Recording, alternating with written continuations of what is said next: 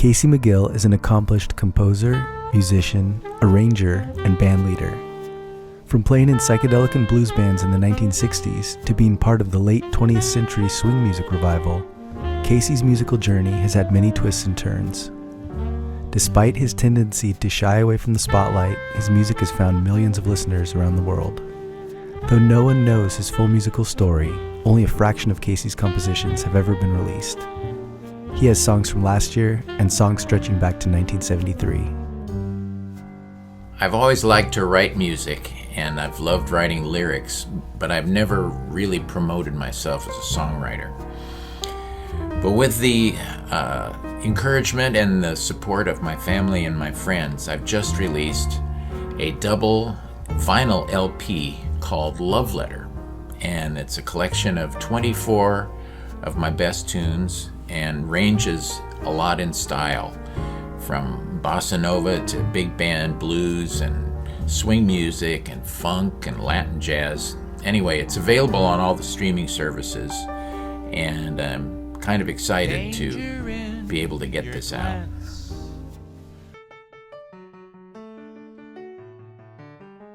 I was born in Los Angeles in 1950, and I grew up in San Gabriel, California.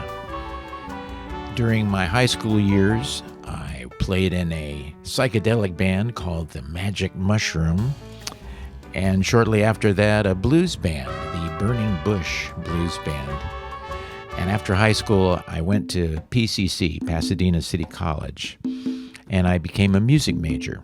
There were two really valuable classes, one in jazz improvisation with Gary Foster, and the other was a class in music arranging with Truman Fisher. And the songs Pan Dulce, Nocturne, Summer Shade, and also The Camel's Hump were written around 1973-74.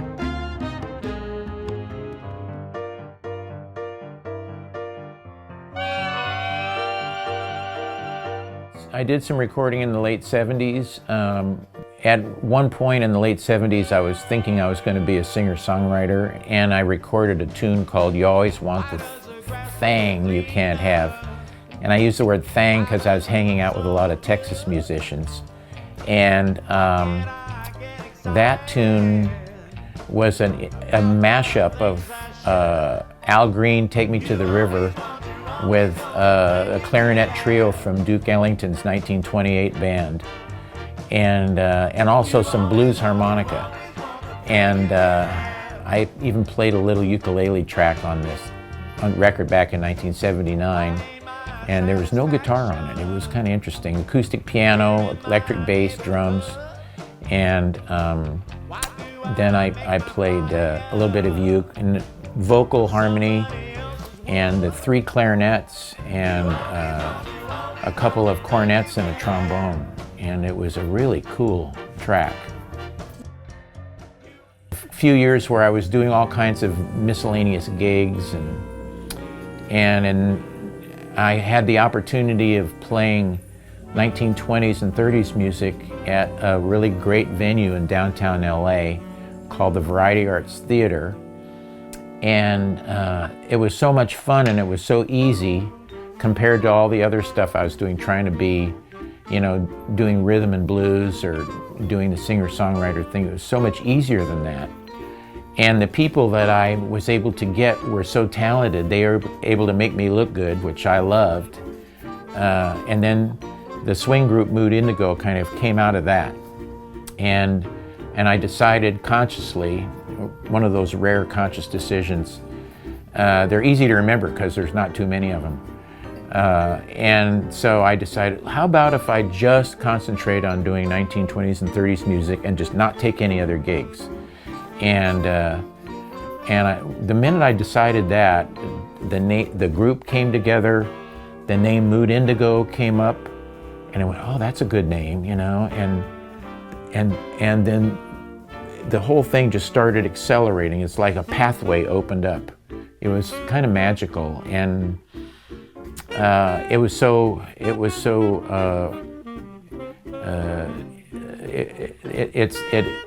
it started happening so quickly that it scared the hell out of me, and then I ended up bailing on it just because it was so successful. Rhythm, when you swing it, rhythm. Went into a self-imposed exile in Spokane, Washington for a number of years, and one of my best songs was written there, which, I suppose is a consolation. And I was able to, in spite of the fact I was living there, I ended up in a Broadway show. One copy of this CD went to Los Angeles to a dance instructor that was a friend of a person in Spokane who was a dance teacher. The Broadway show Swing was workshopping at the time, and the director came out to LA to look for swing dancers.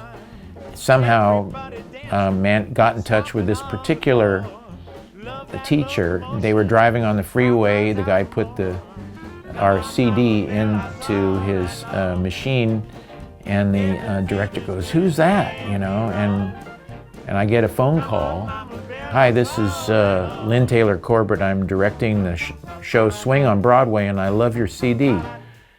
And I said, "Broadway, like in New York?" And she said, "Yes." So I got a plane ticket to New York, and I met the producers, and they wanted me to be a part of the show. And 4 or 5 of my songs ended up being used in the score of the show. So that kind of revived my interest in songwriting, and I've been writing songs sporadically since that time. That was like the late 90s. So. In 2020, the time felt right for Casey to look back on a lifetime of writing and record his favorite compositions from the previous 50 years. He chose the songs, wrote out the charts for the musical arrangements, and traveled all across the United States to capture the recordings. Love Letter is a collection of original compositions by Casey MacGill. The album is a stylistically diverse journey through many permutations of jazz, blues, funk, rock, swing, singer-songwriter, bossa nova, and many other inspired musical amalgamations.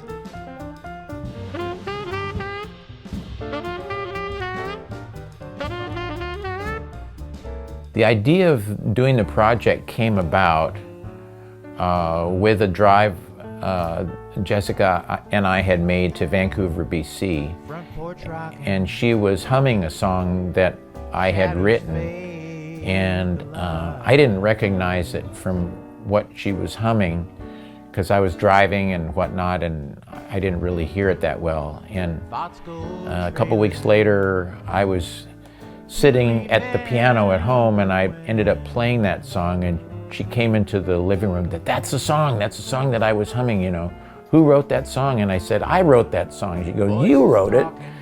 And she thought it was some sort of existing, classic ballad or something. And said, no, I wrote that song. And she said, "That sounds like an old song." And I said, "Well, it is old. I wrote it in 1989.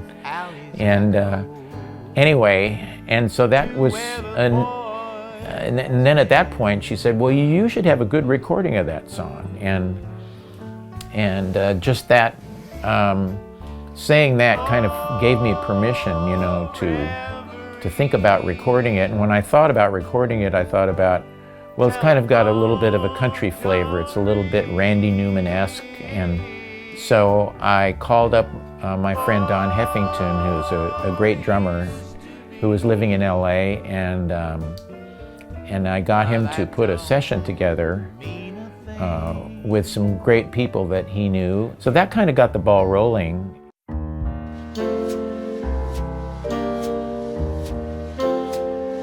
The song Love Letter, which is the title of the whole first 2 volumes, is a song that was inspired by the actress Gilda Radner, who was in the original Saturday Night Live cast. And I bought a TV guide in the summer of 1978, and there was a feature interview of her in this little magazine, and I was inspired by by that article to do the lyric for this song.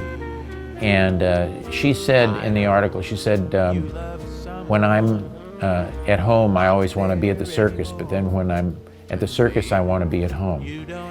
And then also, it mentioned in the article that her father had died, and she had missed him a lot. And so those things kind of work their way a little bit into the lyric.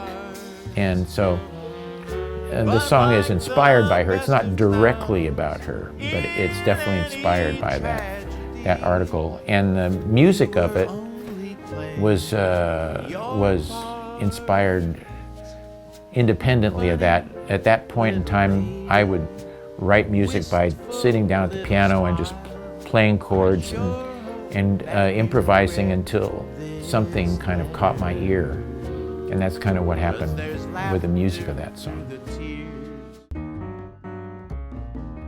The first volume is mostly the older music that I had recorded in the 1970s and into the 80s, and so it's more jazzy, like some Latin jazz, bossa nova, some more contemporary jazz, not like swing music, not like vintage swing music, but more like mainstream jazz, and some funk tunes also from the 70s. So that's on the first volume. The second volume is mostly songs written in my swing 30s, 40s kind of style, with a few notable exceptions. It's been an amazing journey from the beginning of our project to this point in time where we've got the LP in our hands, and just want to say a big giant thank you to everybody who is involved, from the people who are engineering and mixing and mastering to the musicians who are playing on the record. And it's exceeded my wildest hopes and dreams, and we're so excited about it. So thank you so much for all of your support and your participation, and we look forward to sharing it with you now.